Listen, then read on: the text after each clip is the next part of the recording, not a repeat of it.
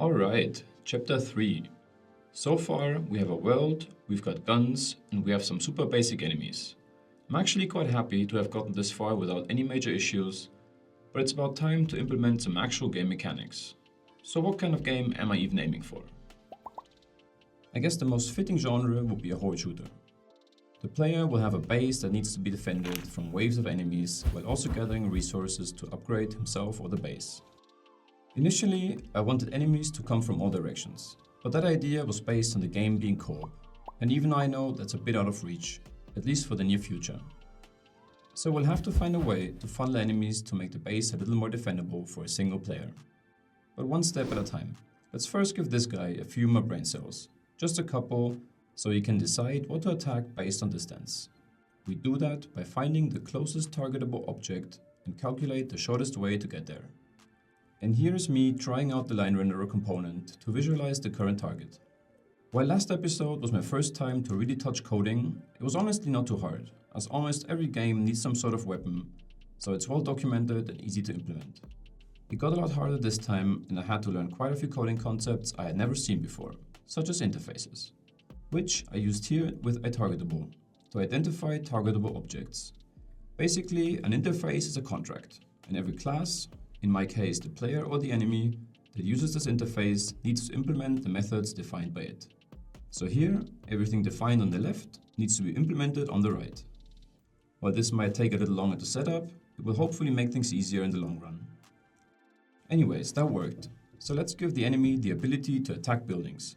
I just copied and pasted the health bar from the enemy and changed the color.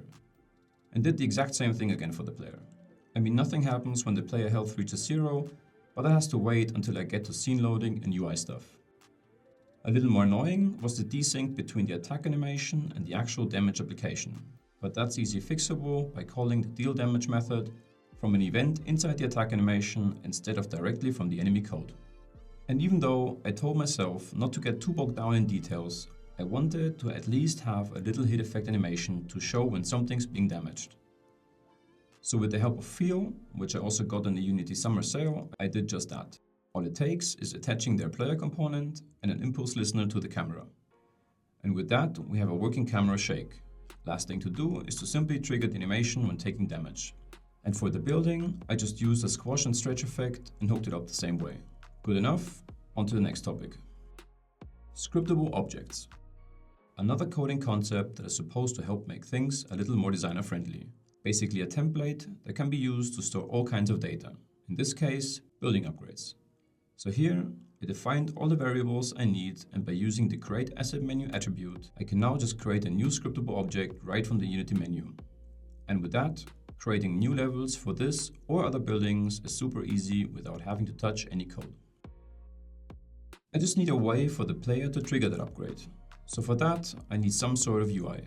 So now, by firing a raycast from the player onto an interactable object, this pop-up will appear along with a slight color shift of the object itself.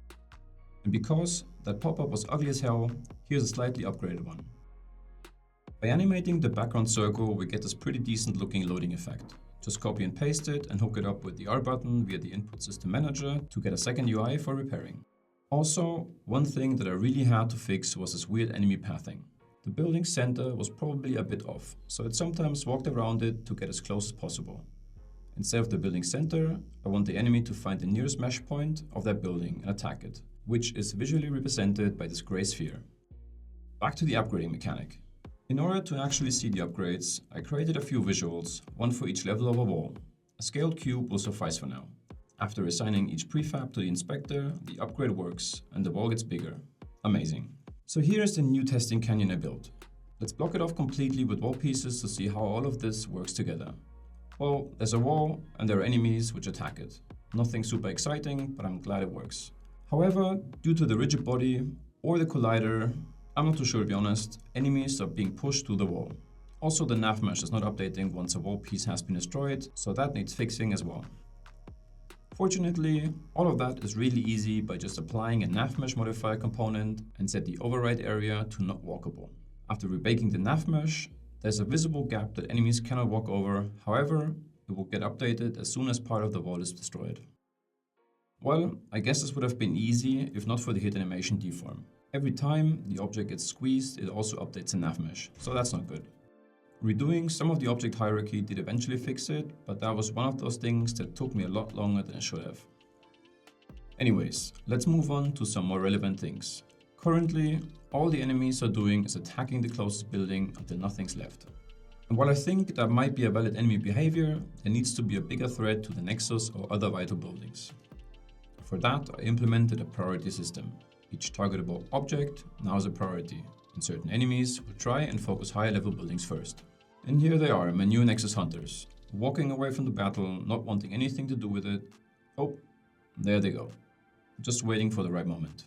I forgot to allow them to target lower level buildings as well, if nothing else was reachable. One of the last things this very basic core gameplay loop needs is some sort of resource system. Otherwise, upgrading and repairing don't really make much sense.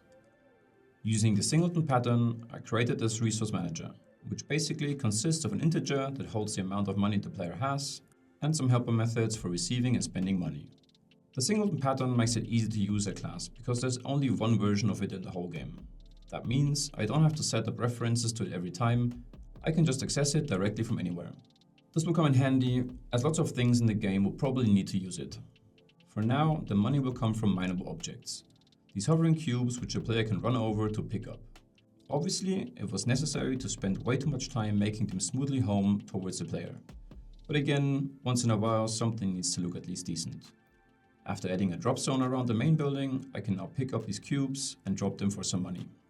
Onto the harder part, the actual mining. And I guess back to shitty graphics. Here's the pickaxe, or mace, or whatever. And here's the override weapon function that uses the same input as the guns, but instead just fires up a hit animation. The closest thing I could find on Mixamo was this overhead swing, so that definitely needs to be changed later. Once imported into Unity, it looks even worse, but at least I'm able to work on the mining logic, which means whenever the tip of the pickaxe, the tool, hits something mineable, one of the cubes will be spawned at that position, or apparently straight into the backpack. So I adjusted some settings and now I have to spend more time looking for them than actually mining. But eventually, with the right force and weight settings, they chip off somewhat realistic. Okay, and here I tried to adjust the size based on somewhat random mining values. I mean, they have different sizes, but probably a little over the top. This looks much better. Finally, some last UI polishing to highlight if the player has sufficient funds for upgrades and repairs. Also pulling the required amount of coins from the building definition I created earlier.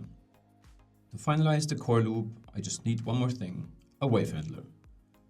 After creating each wave as a scriptable object with the types and amounts of enemies and assigning the spawn points, enemies are now being spawned every few seconds to attack the base. To make things a little harder, I added some modifiers to each wave to make them increasingly stronger.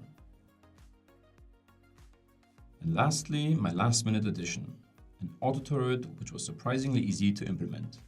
Just a method for finding the closest enemy, one for turning towards it and one for shooting. Okay, it obviously didn't work the first time, that was just me fighting with the Unity vectors. But again, after reworking the hierarchy, it worked just fine. And by implementing the interactable interface and creating a new building definition for the turret, I can now also upgrade the turret to deal more damage. So yeah, that's pretty much it. I've got the basic gameplay loop up and running, and now it's just a matter of expanding on it and making things actually fun. I hope you enjoyed this episode. If you did, feel free to leave a like and a comment, and don't forget to subscribe. It is very much appreciated. Thanks for watching. Cheers.